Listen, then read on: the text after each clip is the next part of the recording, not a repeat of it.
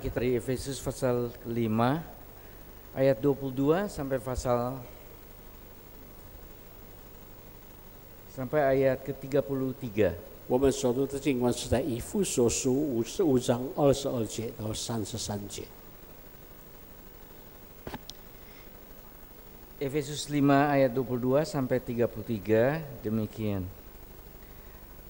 Hai istri, tunduklah kepada suamimu seperti kepada Tuhan, karena suami adalah kepala istri, sama seperti Kristus adalah kepala jemaat. Dialah yang menyelamatkan tubuh. Karena itu, sebagaimana jemaat tunduk kepada Kristus, demikian jugalah istri kepada suami dalam segala sesuatu.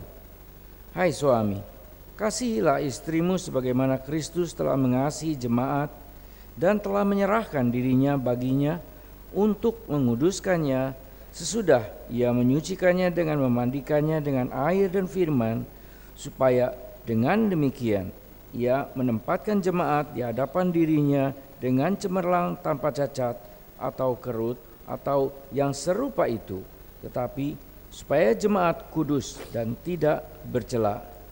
Demikian juga suami harus mengasihi istrinya sama seperti tubuhnya sendiri. Siapa yang mengasihi istrinya, mengasihi dirinya sendiri. Sebab tidak pernah orang membenci tubuhnya sendiri, tetapi mengasuhnya dan merawatinya. Sama seperti Kristus terhadap jemaat, karena kita adalah anggota tubuhnya.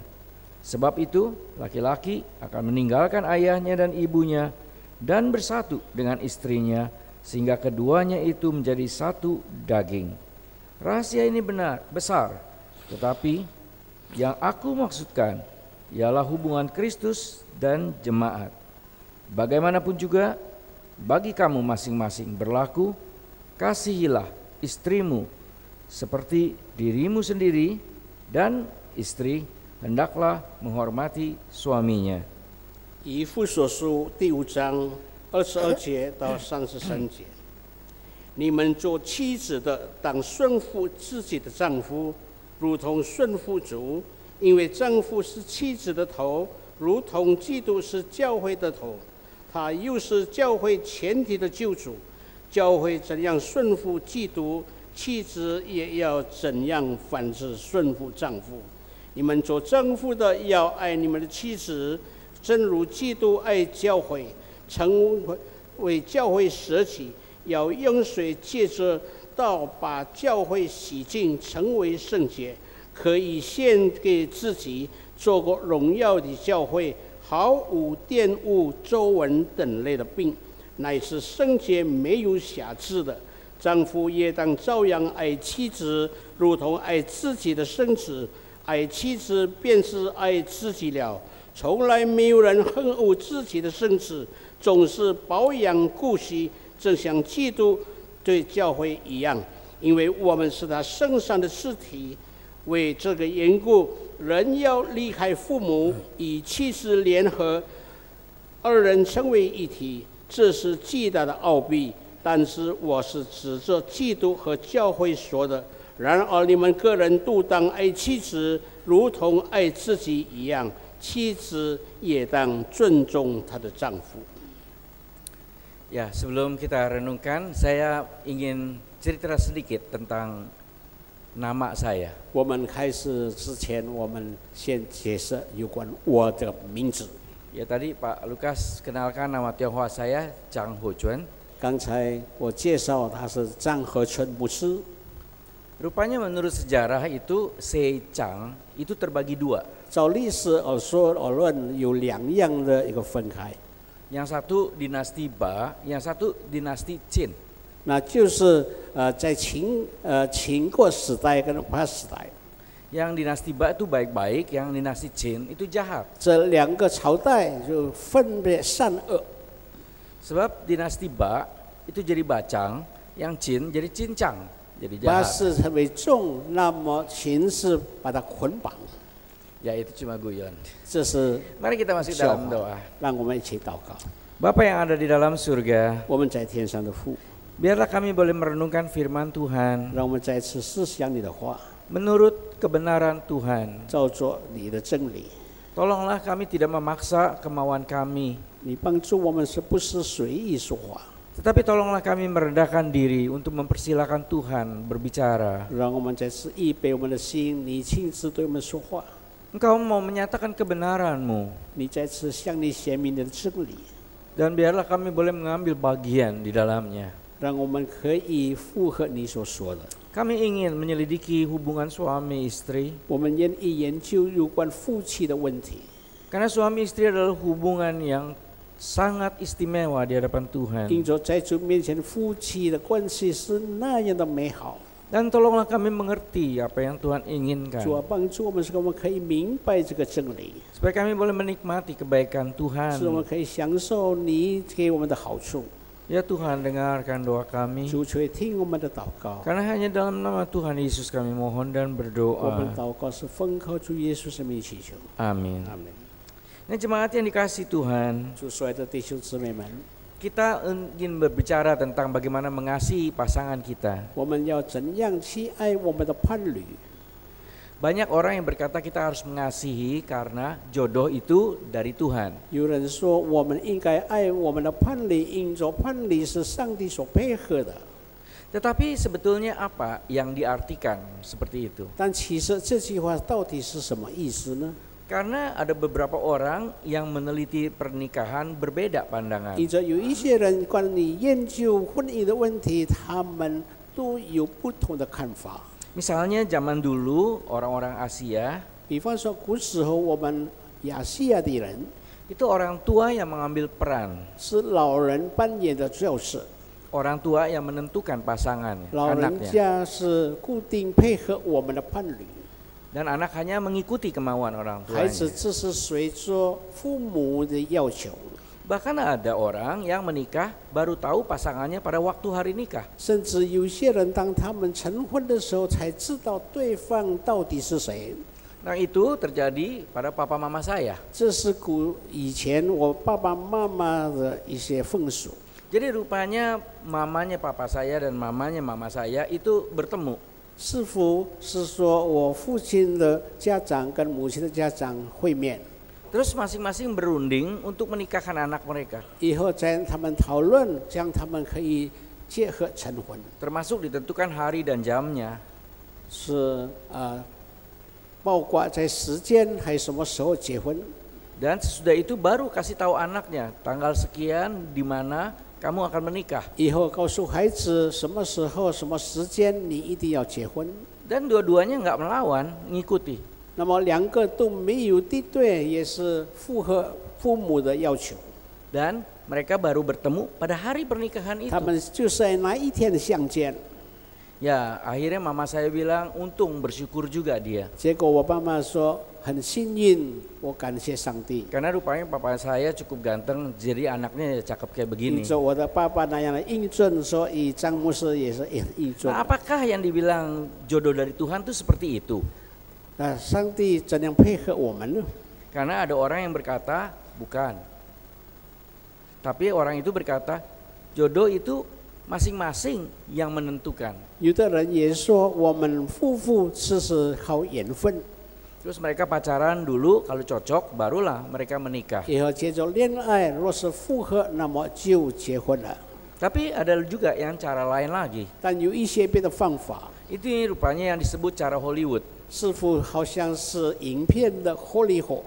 Jadi kalau mereka mulai tertarik satu dengan yang lain, mereka pacaran. 他们不是非常吸引，他们就开始恋爱， Itu baru penjejakan. 但还是只是贪托罢了。 Nah, akhirnya mereka menikah 以后他们结婚了， dan di situ baru perkenalan yang sesungguhnya. 从他们跟业界的认识， Kalau cocok terus, kalau nggak cocok mereka bercerai. 若是可以复合，他们就可以继续下去；若是不复合，就可以分开。 Nah, sekarang di mana peran Tuhan? 那么，上帝对我们婚姻的角色是什么呢？ Nah, inilah yang seringkali saya sebut sebagai misteri dari Tuhan. 这就是成为上帝的奥秘， Kita sulit sekali menyelidiki 我们很难探索。 mengapa saya memilih satu perempuan itu menjadi istri saya dan perempuan itu memilih saya sebagai 为何我 suaminya. 们限制我们的伴侣是我所闲置，而他也是闲置了我？ Terus kok bisa akhirnya kita bergabung menjadi satu kesatuan? 为何我们可以在那里合一起来？ Nah, ini satu hal yang sulit sekali untuk kita selidiki. 这是非常我们所探索的。 Dan yang bisa kita lakukan adalah kita cuma mengaminkan saja. 我们可以尽心的，我们只是在那里赞成罢了。 Apa artinya? 什么意思呢？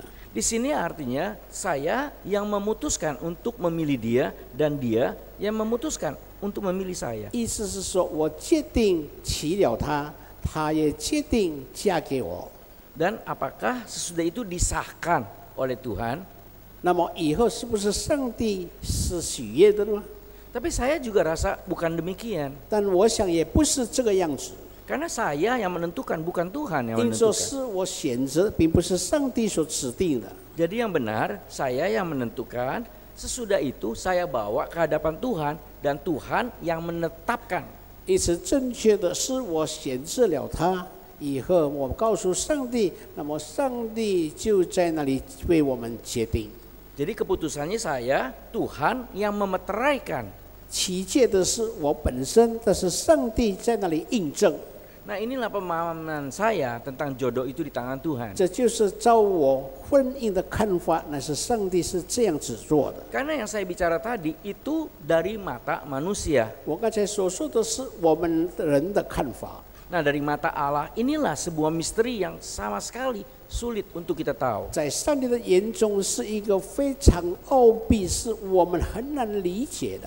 Karena pengertian tentang Tuhan dan dari Tuhan hanya Tuhan yang tahu. 因作是从上帝而来，上帝指定，是上帝自己本身只知道的。 Tetapi satu hal yang sangat penting, 但是在另一方面是非常重要的。 begitu saya berani membawa dia di hadapan Tuhan untuk dimeteraikan, 当我勇敢的把我的伴侣带到主面前来给他印证的时候， saya harus sadar bahwa Tuhan itu rencananya kekal. 我应该觉悟到上帝的决定是永恒的。 Berarti sesudah pemberkatan pemeteraian itu tidak mungkin saya menggantinya dengan yang lain. 当上帝已经祝福给我的时候，印证在我的身上，我就不能欢喜别的了。 Sehingga satu kali menikah tidak ada kedua kalinya. 因此，一次结婚就永不分离。 Selama dua-duanya masih hidup. 就是当我们还在世的时候， Memang perceraian ada disetujui di Alkitab. 本来离婚在圣经在那里有赞成， Yaitu kalau salah satu melakukan penyelewengan. 那就是其中一个他犯了奸淫， Tetapi bagi yang tidak menyeleweng, 但是当他没有犯奸淫的时候， dia sekalipun bisa menceraikan, dia tidak boleh nikah lagi dengan siapapun juga. 虽然他已经离了婚，他永远不能与其他人再结婚了。 Jadi dia mungkin bisa memutuskan apa yang dimeteraikan oleh Tuhan, 他可能可以断绝是上帝所印证的， tapi dia tidak bisa mencari pengganti dari yang sudah 但是 dimeteraikan. 他不能找别的来取代那上帝所印证的， Kecuali yang akhirnya yang bercerai sudah meninggal. 除非最后其中一个伴侣他已经过世，你才可以结婚。 Oleh karena itu kalau pasangan kita menyeleweng, 因此，当我们的伴侣犯了奸淫， sesudah kita ceraikan dan kita memang mau menikah lagi misalnya, 当他已经离婚，我要再重婚， doakanlah yang kita ceraikan meninggal cepat-cepat. 那么我们就要为对方快快死去。 Nah, di sini satu kali dan untuk selamanya, 这就是一次结婚是永恒的， walau apapun yang terjadi, 无论是发生什么任何的一样事， sampai misalnya terjadi sesuatu yang sangat jelek, 这到最后是非常恶极的， anggaplah perkelahian setiap hari terjadi. 就是每天在那里不断的争吵。 Orang bilang suasananya neraka 人说我好像坐在地狱一样， dan tetap harus dijalankan. 我们应该还是在那里照样实习。 Nah sekarang bagaimana kita menjalankannya? 那么我们怎样如何面对像这样的事件？ Ada orang yang pasrah bilang, ya sudah nasib sial. 有人是说我是倒霉的， Tetapi di dalam Alkitab berbeda. 但是在圣经确实不一样。 Yang harus dijalankan, Tuhan ingin dicarikan keindahan di dalamnya. 他应该照上帝所说的，要重新再一次做起。 Jadi sekarang marilah kita lihat secara positif bagaimana membuat pernikahan itu menjadi indah. 让我们以正面的看法，使我们婚姻看到是那样的美好。 Dalam nats yang tadi kita baca, 从刚才我们所读的经文， ada perintah, hei suami, lakukanlah titik-titik. 有一个命令，那就是你们做丈夫的，其实要这样； Juga demikian, hai istri, lakukanlah titik-titik. 你们妻子的也当这样行。 Keduanya itu berdiri sendiri-sendiri, bukan sebab akibat. 这两样都是单独在那里存在，并不是因果的关系。 Jadi tidak ada, hai suami lakukanlah ini kalau istrimu begitu. 并不是说丈夫你要这样做，若是你太太是这个样子， Juga tidak ada, hai istri lakukanlah ini kalau suaminya begitu. 也没有说做妻子的你要这样行。如果是， Jadi walaupun pasangannya terjadi apapun, tetap itu berdiri sendiri perintahnya. 无论我们对方的判例是如何的，但是却是个人的存在。 Jadi kalau suami disuruh mengasihi istrinya, itu tidak tergantung istrinya itu indah atau jelek. 若是丈夫爱太太，并不是取决于应做他太太的好坏。 Demikian juga istri harus mengasihi suaminya, terlepas suaminya itu baik atau jahat. 同样，妻子爱她的丈夫是取决于应做她丈夫的好坏。 Nah di sini sebetulnya mempunyai pengertian yang lebih dalam, 在这里，我们更深一层的认识， yaitu masing-masing diajak menuntut dirinya sendiri, 乃是丈夫与妻子要追求自己， tapi bukan menuntut pihak yang sebelah sana. 并不是要强迫符合我们的需要。 Nah kalau saya amati, apa sih yang jadi penyebab seringkali pernikahan menjadi hancur? 若是我们仔细的观察，为何婚姻在那里破裂呢？ Sebetulnya intinya cuma satu, yaitu sini menuntut sana, bukan menuntut dirinya. 其实乃是一样，乃是他要对方怎么做，并不是在意自己要怎么做。 Yaitu di mana saya menuntut untuk dilayani dan sana harus melayani. 那就是我们要他服侍我们，并不是说我们要服侍他。 Tetapi di dalam Alkitab yang diminta terbalik. Tas- Saya menuntut saya, bukan sana. 但是照圣经所说的，我们要自己追求自己，并不是追求他们。 Saya pernah mengalami satu masa yang sangat pahit. 我曾经经过一个阶段是那样的美好。 Saya berani buka. 我在这里告诉你们大家， Saya pendeta, tapi saya berani buka cacat saya. 我做牧师，我可以把我的弱点告诉你。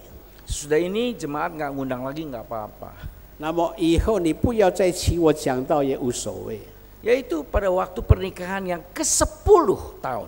那就是当我结婚的第10年， Saya mengalami hubungan yang sangat pahit berbulan-bulan. 我经历到好几个月是那样的痛苦。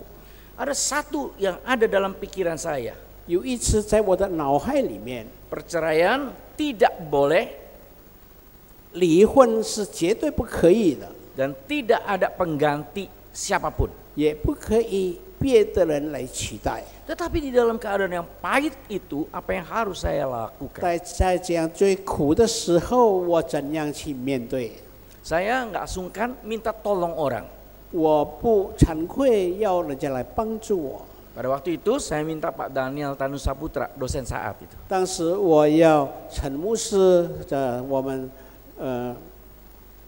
马兰圣道神学院的讲师， Dan saya dilayani beberapa bulan. 那么他几个月的时间来帮助我。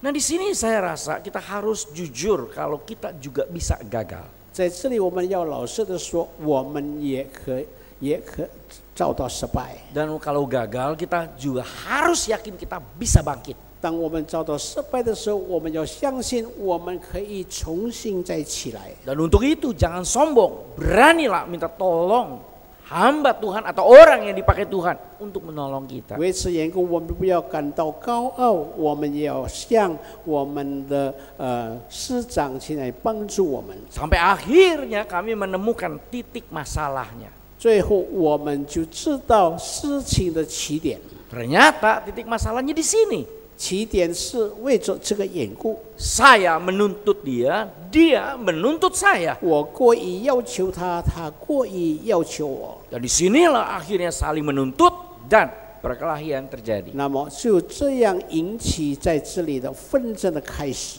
Sampai akhirnya kami sadar, kami harus menuntut diri dan dia pun harus demikian. 到最后，我们才觉悟到，我们应该要追求自己，并不是追认别人。 Dan pada waktu saya menuntut diri saya, 当我开始来对我非常严格的要求， saya nggak mau berpikir dia menuntut dirinya atau tidak. Pokoknya saya menuntut diri 我 saya. 不认为他有没有这样的看法。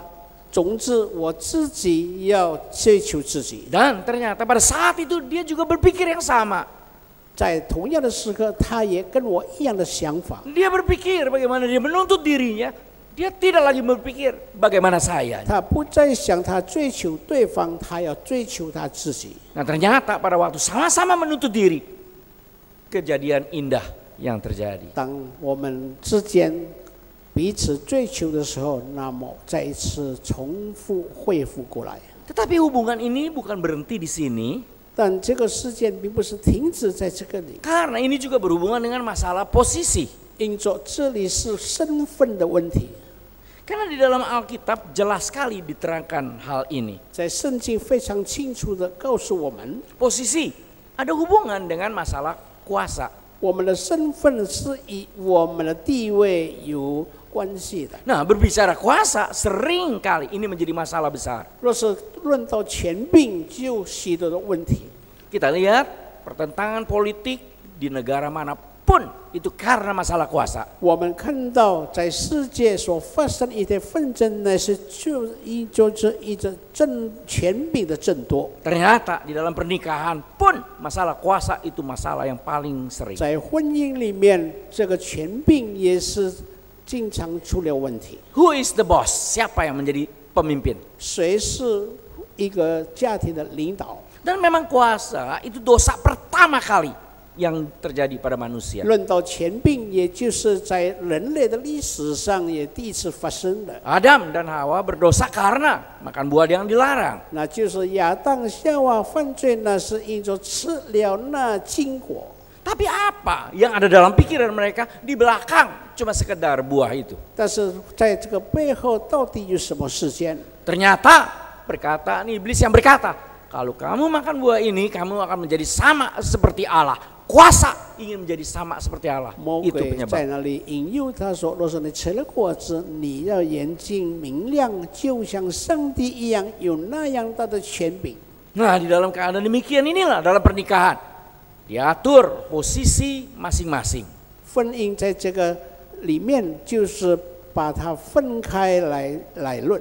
Dan dalam posisi ini jelas suami sebagai kepala dan istri di bawah suami. 在身份里面，那就是丈夫成为家庭之主，那么太太就要顺服丈夫。 Ini bukan karena yang bicara ini laki-laki sehingga melakukan demikian, tapi firman Tuhan jelas. 这不是成为男士是这么做，那是在圣经清楚的已经记载了。 Dan di sini Tuhan juga menciptakan manusia dengan alamiahnya sehingga yang laki akan menjadi pemimpin, yang perempuan akan menjadi dipimpin. 在这里，上帝也造了亚当，是成为他的主，那么太太是要领导他的太太。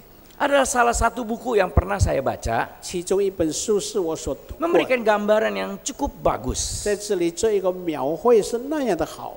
Di mana dia bertanya, memberikan pertanyaan, kapan atau di mana Adam waktu diciptakan?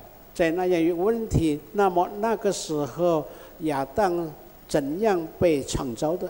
Ternyata di dunia yang masih kacau. 那个时候在世上是那样的混乱。 Sesudah itu Allah membawa Adam ke Taman Firdaus. 这之后，那么上帝把亚当带到伊甸园。 Begitu sampai di Taman Firdaus, barulah Hawa diciptakan. 亚当到了伊甸园，那么上帝就为他创造了夏娃。 Jadi laki memang diciptakan di dalam keadaan yang semuanya serba berantakan. 那么男士当他被创造的时候，是还是那样的混乱。 Sudah beres, barulah istri yang diciptakan. 做成之后呢，上帝才创造了夏娃。 Jadi secara alamiah, laki, kepala keluarga, suami, dia harus berani menghadapi seluruh yang berada di luar dari keluarga itu. 那么一个男士，他应该在家庭里面可以操纵一切所有的。 Dia yang harus berani melawan keluar. 他应该在那里有奋斗力。 Nah di dalam istrilah yang melakukannya. 那么在内部就由太太来处理。 Jadi kalau dikatakan suami sebagai kepala keluarga, ini bukan sekedar cuma kuasa. 若是这里所说的，我们男士是家庭之主，并不是权柄的问题， Tapi konteksnya adalah sebagai pelindung. 乃是成为一个抚养的。 Sehingga istri dan anak-anak seluruh keluarga menjadi aman dengan kepala ini. 因此，太太与孩子因着丈夫的存在，她有安全感。 Dan di sini istri memang dicipta sebagai orang yang ingin dilindungi. 那么，身为一个女士，她很渴望，她有一个安全感。 Oleh karena itu kalau istri di bawah suami bukan sebagai pembantu tetapi sebagai orang yang ingin dilindungi oleh pemimpinnya yaitu suaminya. 那么做太太的，并不是在那里做仆婢，乃是因着她很渴望，她能够受到她先生的抚养。 Nah istri di bawah suami bukan sebagai pembantu atau babu. 太太并不是在男人之下是做一个女佣人罢了， Tapi sebagai penopang. 乃是成为丈夫的一个支持者。 Penopang supaya suami bisa tetap menjadi kepala. 她支持丈夫，使丈夫仍然可以成为家庭之主。 Karena sebagai manusia, si suami bisa saja down atau jatuh atau gagal. 身为人，一个丈夫他有时候可以跌倒或失败。 Nah di sini istri bukan men-take over atau mengambil alih. 在这里，太太并不是转移她的身份。 Dan istri juga bukan sebagai guru daripada suaminya pada saat suaminya down. 那么，太太当丈夫发生意外的时候，成为他的老师。 Tapi sebagai orang yang berani berada di bawah suaminya, yang menopang angkat suaminya kembali naik. 身为一个女士，当丈夫失败的时候，她应该扶持她的丈夫再次起来。 Mungkin simple yang bisa dilakukan oleh istri. 这是太太做的是非常的简单， Mungkin cuma sebagai pendengar dari suaminya. 可能只是成为一个听丈夫的命令， Mungkin sebagai penghibur dari suaminya. 或许她是成为丈夫的一个安慰者。 Tapi ini akan membuat suami kembali mantap dan yakin 那 bahwa 么 dia 这 adalah 样 pemimpin. 一来，那是丈夫可以感到受到太太的支持，再次起来。 Pada suatu kali setelah saya khotbah, saya pernah merasa down. 有一天，当我讲到以后，我感觉是这样的软弱。 Karena pada waktu itu tahu-tahu khotbah saya itu berantakan gak karu-karuan. 因着那个时候在那个是非常的混乱。 Dan setelah itu pada waktu pulang, itu juga diakui oleh jemaat yang memberi selamat pada saya. 当我回去以后，在外面我们像会有二手，他也是这样告诉我。 Ada yang bilang, wah ini lagi kecapeannya, lagi persoalannya. 有人说，是不是你发生有一些意见，在你家庭里？ Ya, itu kata halus daripada khotbahmu tadi jelek gitu 那 loh. 个是很客气的说，其实他是要说你刚才讲的倒是那样的不好。 Nah pada waktu pulang, saya dengan istri 当我跟太太一起回去的时候， Saya kan setir mobil, dia di sebelah saya. 我驾车，太太坐在我旁边。 Saya mulai cerita bagaimana saya itu kecewa dengan khotbah saya. 我刚才对太太说，我对我刚才的讲章是那样的惭愧。 Nah, apa yang dia lakukan pada waktu itu? 那个时候他对我怎么说呢？ Dia usap-usap pundak saya. 他就拍拍我的肩膀。 Itu memang sering dia lakukan kalau dia habis makan risoles gitu. 他经常当我吃饭以后，他就拍拍我的肩膀。 Terus pada waktu itu dia berkata pada saya, enggak kok Steve, khotbahmu tuh bagusnya bukan main. 当时是说，刚才你讲得到，其实是那样的好。 Waktu dia berkata itu saya tahu, bohong kamu, 当他 bohong. 讲的时候，我知道他是欺骗我， Tapi kebohongan itu saya butuhkan. 但是那个欺骗的话是我所需要的。 Karena saya tahu di belakang bohong itu dia ingin mengangkat saya kembali 因 naik. 着在这欺骗的背后，他要再次扶我再次起来。 Saya nggak bisa bayangkan kalau waktu itu dia jujur. 我不能想象，若是当时他那样的老实。 Terus waktu itu dia bilang memang Steve khotbahmu tuh jelek terjelek di dunia selama saya hidup. 本来刚才你讲得到，在我人生中间是最坏的奖章。 Saya langsung stroke terus nabrak tiang listrik mati berdua. 那么我那个时候就中风，我们在车上撞车，两个人一起死。 Inilah sebabnya istri sebagai penopang sering kali dihubungkan sebagai penghibur dari suaminya. 这就是圣经所说的。那么做太太要成为她丈夫的安慰者。 Tapi ada satu pengalaman yang saya lihat dengan mata saya sendiri. Seorang istri yang bisa mengangkat kembali suaminya pada waktu dia down habis. 还有其他的经历，那就是当一个丈夫坠到低点的时候失败，那么他太太再次扶他起来。 Yaitu saya ingin cerita soal papa mama saya. 那就是我爸爸妈妈所发生的事件。 Papa saya itu berdagang dulu. 我的爸爸以前是经商的。 Dia punya 2 toko yang besar. Salah satu import kain di pintu kecil, satu lagi grosiran di Tanah Abang. 他有2样的事业，那就是他在外面输入一些布，在我Jakarta Tanah Abang有一个布店。 Nah, mama saya membantu papa saya. 我的妈妈就帮我的爸爸。 Pada waktu itu kehidupan ekonomi kita tuh lumayan lah. 当时我们的环境是那样的好， Tetapi ada satu peristiwa yang terjadi. 但是有一样事件发生了。 Singkat cerita, papa saya ditipu orang, bangkrut habis. 简单来说，我的爸爸亏了很多钱，就这样倒闭。 Nah, pada waktu itu dia nggak bisa terima. 但是他不能接受这样的事， Nah, saya cerita juga kenapa dia nggak bisa terima. 为何他不能接受呢？ Karena dia dalam hidupnya adalah orang yang hidup dalam hidup yang keras. 因着他在生活里面是那样的严谨。 Dia dilahirkan di Bangka itu. 他在邦家岛那边出生， Mungkin engkongconya Ahok, saya nggak tahu. 大概是我们中湾学的祖宗。 Umur 1 tahun mamanya meninggal, dia dibawa ke Tiongkok sama papanya, sama engkong. 他1岁死去Sama engkong dibawa ke Tiongkok. 祖父把他带到国内， Nah, di sana si engkong menikah lagi. 那么祖父再次结婚， Jadi papa saya punya ibu tiri. 我的爸爸成为养子。 Nah, rupanya bukan dongeng atau lagu India, tapi nih ibu tiri betul-betul jahat.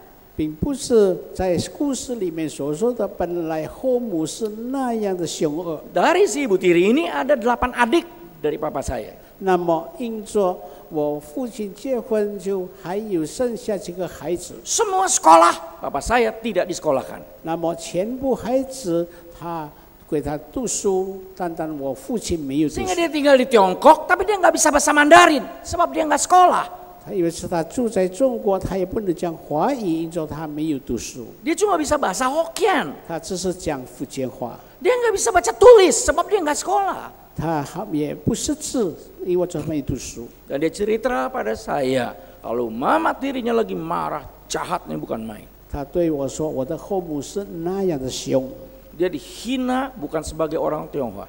那么看清他，并不是他的孙子。 Bahkan katanya mamanya panggil dia si Tiko. Tiko, babi laki itu. 他妈妈称他是一个老猪。 Wah, itu bikin dia sakit sekali. 他感到非常的伤心。 Sampai di umur 11, 到了11岁， 11 tahun dia lari sendiri ke Indonesia. 11年的时间，他逃往印尼，独自逃往印尼， Tidak satu pun orang yang dia kenal. 没有一个人他认识的。 Sendiri 11 tahun. 他独自11岁来到印尼， Wah, saya kagum luar biasa. 我非常的惊讶。 Dia bilang dia datang ke sebuah kapal, dia cari pemimpinnya. 他来到印尼就找一些人来帮助。 Dia nggak tahu di mana Indonesia, tapi karena dia selalu disebut sebagai orang Indonesia, dia minta kapal itu yang ke Indonesia bisa dia ikut. 他也不知道印尼到处，但是他要那个船员把他带到印尼来。 Dia bilang dia diterima, tapi kerja pagi sampai malam, malam sampai pagi. 那么他被接受，整夜在那里做工。 Singkat cerita dia sampai di Indonesia, 简单来说，到了印度尼西亚， sampai dia meninggal dia nggak tahu di mana di Indonesia yang pertama kali dia sampai. 直到他死的时候，他也不知道到底他来到印尼在那里登陆。 Singkat cerita, dari dia lihat tukang kacang, terus dia bantu tukang kacang. 那么他在哪里帮助了做一些这个金子？ Dia dikasih makan kacang sisa. 他吃那个剩下的花生， Wah, cerita jadi panjang tapi dibikin singkat. Akhirnya dia berhasil. 最后他成功了。 Sesudah dia berhasil, dia bisa cari tahu di mana papanya dan ibu tirinya itu yang di Tiongkok. 他成功之后，他能够找到他的父亲还有他的后母。 Dulu nggak seperti sekarang, tapi dari seorang pedagang atau beberapa pedagang, dia bisa akhirnya tahu di mana papanya dan di mana ibu tirinya. 那么他接着那些很多的商人探讨，到底他真正的父亲还有他的后母。 Dan singkat cerita lagi, dia bisa kirim uang, bawa papanya dan ibu tirinya ke 那么 Indonesia. 他也可以寄钱寄到国内，把他的爸爸后母申请到印尼来。 Nah itulah waktu di Indonesia si mama tiri itu ketemu mamanya mama saya, terus kawinkan anaknya itu. 那么到了印度尼西亚，那就是我刚才所说的。 Nah singkat cerita, papa saya tuh bisa survive dengan dari umur 11, dari 0 sampai dia berhasil. 简单来说，他能够继续存在，从他什么都没有直到如今。 Tapi tahu-tahu collapse, 那么 bangkrut. 突然之间他倒闭， Dan dia shock berat karena dia harus menghidupi anak-anaknya. 他受到严重的一个灾害，因着他要抚养那些孩子， Anaknya sedikit, cuma 13. 孩子不多，只是13个。 Itu emak saya di situ, tuai saya di situ, ada supir. Totally, saya pernah hitung 22 orang satu rumah. 我们总共一家人连次爷连次夫差不多是21个人。 Dan pada waktu dia bangkrut, habis semuanya. 当他倒闭的时候，一无所有， Dia langsung stroke. 他就中风了。 Dokter katakan 3 kemungkinan. 医生告诉他有3个原因： Dia mati, 他死， dia cacat, atau bahasa Perancisnya tuh piansui. 他残废，或者我们所说的半身不遂， Atau dia gila. 或者是发神经。 Saya ingat mama saya kumpulkan anak-anak. 我记得我妈妈召集了我们， Saya masih kecil. 我还小， Dengan menangis mama saya cerita bahwa sekarang dia yang harus pergi ke tempat-tempat dia dagang. 我一面哭，那么我的妈妈也是到处去她做生意的地方， Saya ingat dia cerita dia akan berjuang sebisa dia. 她要努力尽力奋斗。 Dan dia minta yang sekolah tetap sekolah. 我们读书，我们仍然要去读书。 Dan ada satu permintaan yang dia minta tidak bisa ditawar. 我只是一样要求是你们应该要实行的。 Setiap anak tetap akan menjadikan papa saya sebagai papa. 每一个孩子还要继续承认那是你们的父亲， Walaupun sudah kolaps, dia papa saya. 虽然他已经倒闭，他仍然是我的爸爸。 Dan mama saya berkata, Papa tetap suami saya.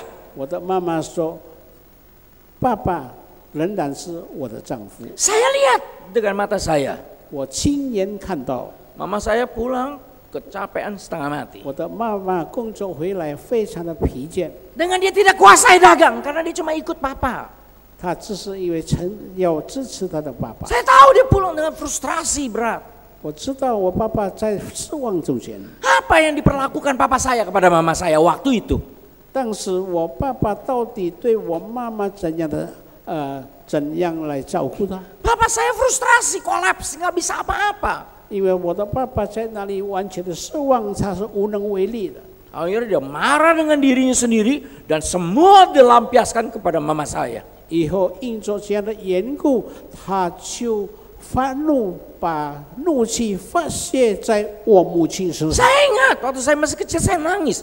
Lihat mama saya pulang dibentak-bentak sama papa 我 saya. 很记得这样的情景，我的父亲回来到处骂我的妈妈， Tapi saya sangat kagum dengan mama saya. 但是我非常惊讶对我的母亲。 Dia bawa panci air hangat dengan handuk. 他带了水盆还有毛巾， Dia duduk di sebelah tempat tidur papa saya. 他坐在我父亲旁边， Dia minta maaf kepada papa saya padahal dia nggak salah. 他向父亲道歉，其实他没有犯错误。 Dia layani papa saya, dia lap seperti seorang raja. 他服侍我的爸爸，就像一个人服侍国王一样。 4 bulan kemudian 4个月以后， ajaib mujizat terjadi. 那么神迹出现了， Papa saya sembuh total. 我的爸爸完全医治了。 Hampir semua orang yang stroke begitu sembuh ada bekas. 那么差不多中风的人医治都有一些的受伤， Entah jalannya, entah bicaranya, ada bekas. 可能说话的问题，或是他行走不方便。 Papa saya sembuh total. 但是我父亲是完全的恢复。 Saya percaya itu mujizat dari 我 Tuhan. 深信这是上帝而来的神迹。 Tapi Tuhan pakai mama saya untuk menyembuhkan papa saya. 但是上帝借着我的妈妈来医治我父亲的病。 Saya rasa begitu indah kalau setiap istri sadar suaminya adalah kepala. Apapun yang terjadi dia akan topang untuk menjadi kepala kembali. 若是一个妻子真正明白圣经的道理，她应该知道，她要完全服侍丈夫，使丈夫在失败的那个时刻，可以再一次使丈夫重新起来。 Dan ini yang firman Tuhan katakan. 这就是圣经所说的。 Dan di dalam saling menopang ini, satu, kesucian harus terjadi. 夫妇彼此相助，乃是应着我们应该在婚姻里面保守圣洁。 Sebab kasih artinya saling menghargai dan menghormati. 彼此相爱，那就是彼此尊重。 Kalau suami mencintai istri, istri mencintai suami, tidak mungkin memberikan kesempatan kepada penyelewengan. 若是丈夫爱太太，太太爱丈夫，就绝对那么夫妻间没有外遇。 Ini yang firman Tuhan jelas 这 terangkan. 就是圣经很清楚的告诉我们。 Dan di dalam keadaan sucian inilah pernikahan betul-betul tunduk di bawah kuasa Tuhan sebagai pemegang yang tertinggi. 婚姻的圣洁乃是要照着上帝最高的主权而说的。 Dan semua masalah ada di bawah kaki Tuhan. 一切所有所遭遇的，那就是在上帝的旨意里面。 Dan dengan posisi yang masing-masing benar, semuanya tunduk di bawah kaki Tuhan. 我们各自在不同的身份，我们都要屈膝在主的脚下， Mempersilakan Tuhan yang menjadi penguasa tertinggi. 让主成为我们家庭之主，是最高的主权。 Artinya sekalipun suami itu memimpin keluarganya, dia tetap harus sadar di atas dia Tuhan yang memimpin. 身为丈夫的，虽然他是家庭之主，但他要记得，在他上面还有上帝在管制他。 Sehingga dalam keadaan demikian inilah keluarga bisa menikmati bagaimana tangan Tuhan. 因此，在这样的情形中间，使我们家庭可以享受到主给我们的一些好处。 Tuhan tidak menjanjikan kita di jalan tol. 上帝没有使我们在家庭里面一帆风顺。 Mungkin kita mengalami dari winding road, jalan berliku. 我们要经历到一个万奇百妙的一个地方。 Mungkin Mungkin dalam keadaan down yang paling dalam. 或许我们要走下坡， Tapi satu hal Tuhan tidak pernah meninggalkan. 但是有一样，上帝不曾离弃这个家庭， Dengan cara dan waktu Dia. 那就是照着他的方式，照着的时间。 Menghubungi ini, saya akan menceritakan sesuatu yang keluar dari konteks sedikit. 讲到这里，我要讲到这个以外的。 Di dalam Alkitab ada cerita tentang Lazarus yang punya kakak Maria dan Marta. 在圣经里面提到拉撒路，他有两个姐姐马大和玛利亚， Akhirnya Lazarus meninggal. 最后拉撒路死了。 Maria dan Marta menunggu Tuhan Yesus tapi dia nggak datang. 玛利亚要求耶稣来，但是耶稣却没有来， Sehingga cerita putus asa lah mereka. Mereka putus asa. 因此他们感到失望。 Sampai akhirnya Tuhan Yesus datang. 最后耶稣来了， Dan apa yang terjadi? 什么事发生了？ Yang sudah mati bisa bangkit. 他上次死了，他才复活过来。 Saya menghubungkan masalah ini dengan masalah keluarga. 这个事件，我们再次以家庭再会比较。 Mungkin di dalam hidup berkeluarga kita mengalami sesuatu yang sangat pahit. 或许在我们家庭中间发生一件很苦恼的事， Yang sepertinya sudah tidak ada harapan.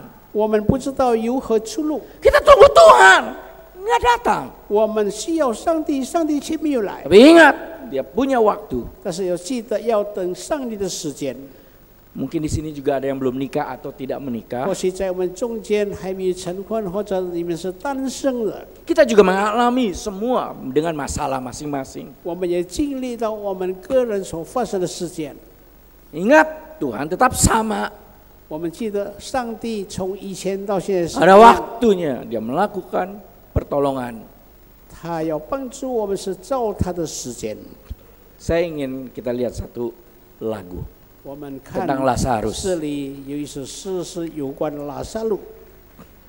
上帝不曾应许我们说，一帆 Baik 风 kita 顺， sendiri maupun keluarga. 无论在我们个人或是家庭的生活， Ingat Tuhan tetap sama. 我们应该了解上帝从不改变， Dia tetap berkuasa. 他有绝对的主权， Dia tetap punya cara. 他有他的方式， Dia tetap punya waktu. 他有他的时间。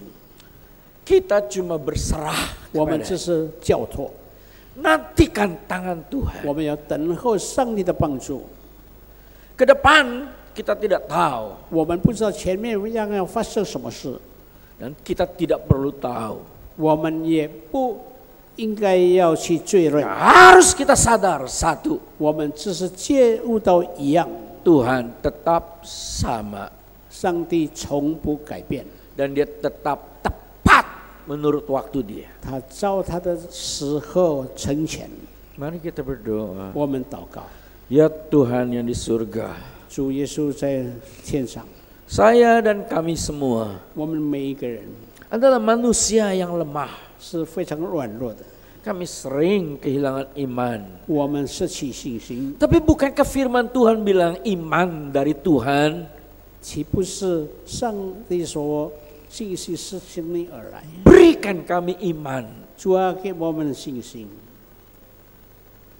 supaya kami bisa menantikan tangan Tuhan, 使我们可以等待你的帮助。 bisa mempersilahkan Tuhan bekerja. 我们邀请上帝在我们身上工作， Engkau tetap sama. 你是从不改变的。 Terima kasih Tuhan untuk kuasa-Mu. 谢谢因着你的权柄， Terima kasih Tuhan Engkau tetap baik. 谢谢你这样的好待我们， Terima kasih Tuhan Engkau tetap setia. 谢谢你忠心为我们信实， Terima kasih Tuhan Engkau tetap mengasihi kami. 感谢你仍然爱我们， Bukan karena kondisi kami bisa beriman, 并不是因着我们的实际我们有信 tapi 心， Engkau tetap mengasihi kami dalam kehancuran kami. 那是在我们分水的期间，你还是给我们信心。 Bapak, setiap keluarga mau berlutut di bawah kaki Tuhan, 我们每一个人要跪在你的面前， mencium kakimu, menyembah Engkau, 我们要敬拜你， dan kasih Tuhan memenuhi kami. 你的爱充满在我们每个人身上。 Dengarkan doa kami 求你 Tuhan. 垂听我们的祷告， Dalam nama Tuhan Yesus kami 奉 mohon 主 dan 耶稣 berdoa. 的名我们祷告， Amin. 阿门。